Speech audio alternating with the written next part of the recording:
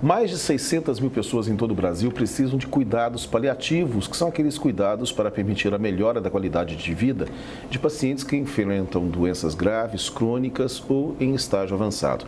E agora o SUS também tem uma política nacional de cuidados paliativos. A ideia é oferecer uma experiência mais digna e mais confortável a pacientes, parentes e cuidadores. Para saber como será o formato dessa assistência aqui no estado, nós conversamos agora com a Rosiane Ferreira, médica da Secretaria de Estado da Saúde e integrante da Câmara Técnica de Cuidados Paliativos da SESA.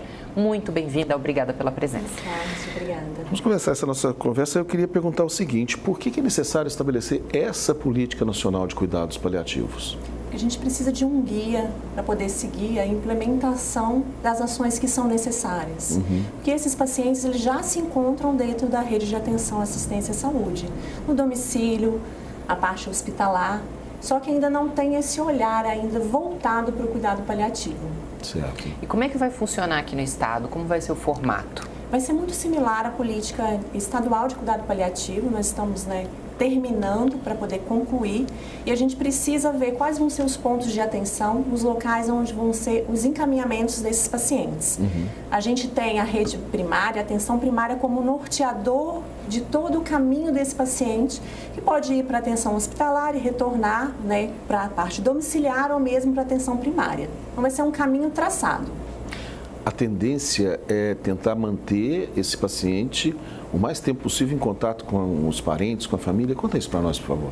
O ideal é que esse paciente fique a maior parte do tempo dentro do seu domicílio. Só que a gente tem que ter uma estrutura para dar suporte para todo o sintoma que ele tiver dentro do domicílio. Porque se o hospital for o local onde esse melhor controle dos sintomas vai ser feito, esse paciente vai estar a nível hospitalar. Mas a nossa intenção é trazer isso para o domicílio.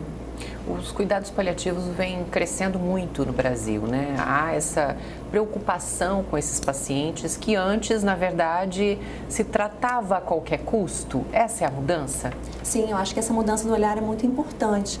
Que a gente veio de uma época que a medicina teve um avanço muito grande e a gente perdeu um pouco o limite da vida e da morte. Porque a vida e a morte, elas andam juntas. Nós somos seres finitos. Então, a gente tem que ter a boa vida, o bom nascimento, mais uma boa morte. Eu me lembro que esse tema, essa expressão cuidado paliativo, acabou ganhando muita popularidade quando foi anunciada a situação do Pelé. Houve um anúncio oficial dizendo que ele só estava sendo submetido a cuidados paliativos. Qual é o período que a pessoa acaba sendo, em média, obviamente, que a pessoa acaba sendo submetida a esses cuidados? A gente tem isso ou isso pode se estender de uma maneira um pouco maior? É interessante essa fala sua, porque o cuidado paliativo ele tem que ser iniciado no início, no diagnóstico de uma doença, e não só na medicina da terminalidade. Então, ficou famoso na época do Pelé pela medicina da terminalidade. Mas para você fazer o controle adequado dos sintomas, o ideal é que você inicie quando dá o diagnóstico da doença. Que esse traçar desse caminhar diante, precisa de uma equipe especializada que vai dar o melhor caminho para se seguir. E é uma equipe multidisciplinar, né? Eu imagino que tem que ter psicólogos, além de médicos, enfermeiros, técnicos. Conta pra gente. Sim, porque o sofrimento humano tem várias dimensões. Então, por isso a importância de uma equipe multidisciplinar. O nosso sofrimento não é só biológico, é social, é espiritual. Então, para a gente ter um tratamento adequado, a gente precisa atuar em todas essas frentes. A gente está falando aqui da adoção desse plano. Em relação ao Estado, como é que a gente está na definição dessa política? Ou seja, o Estado tem uma boa estrutura para esses cuidados hoje? A gente já pode contar com isso? Sim, a gente fala que a gente já tem uma rede estruturada e essa mesma rede vai ser utilizada dentro dos cuidados paliativos. Não vai se criar uma rede nova. Você vai utilizar os serviços que já existem, mas lógico, um treinamento específico para o atendimento da população. E qual a diferença, quando a gente fala em cuidados paliativos, de um tratamento comum, normal? O cuidado paliativo, ele fala que ele é mais humanizado. Porque como ele tem uma equipe multidisciplinar, você não divide o paciente. O paciente, ele entra como um eixo total em toda a sua complexidade. Então, é um tratamento que dá mais suporte, que previne, que é curativo, tudo junto.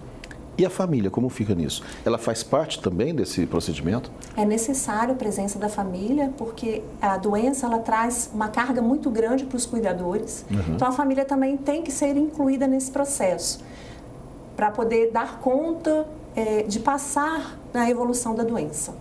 Imagino que isso signifique o seguinte, há uma etapa de preparação da família para isso, não é? Ou seja, ela tem que se preparar tanto para os cuidados quanto para o amparo do paciente. Sim, até o processo do luto já começa, né, no decorrer do cuidado com esse paciente. Ok. Só um minutinho. A gente tinha uma informação, mas é sobre outro assunto, me desculpe. Tem uma doutora também que escreveu um livro sobre cuidados paliativos. Isso também vem tomando conta de muitas discussões, né? Um debate muito grande na área de medicina, na área de saúde, na área de psicologia. Isso também ajudou a formação dessa política nacional? Sim, a Ana Cláudia Quintana Arantes. Ela é geriatra e trouxe bastante força.